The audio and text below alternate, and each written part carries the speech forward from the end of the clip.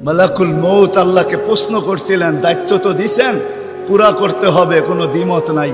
কিন্তু মনে ভাবে মানুষ সারাদিন আমার নামের চর্চা করবে, খালি বলবে এই লোকটার কোনো কাজ নাই, শুধু সারাদিন গাজীপুরে ঘুরতে থাকে, যাকে মনে চায় তাকে উঠায় নিতে থাকে, সারাদিন আমার আলোচনা করবে, মানুষের মুখে মুখে থাকবে।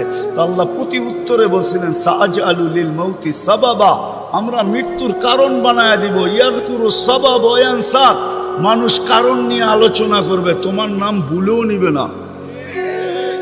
এখন নাম নিতেছে ডেঙ্গু, কয়েকদিন আগে নাম নিছে করোনা, কখনো নাম নেয় স্ট্রোক করছে, কখনো নাম নেয় এটা সেটা, ঠিক না? হ্যাঁ, আরেকটা কারণও আছে।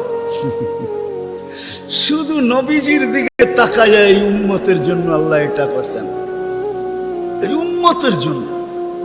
এই উম্মতকে আল্লাহ আখিরাতে শাস্তি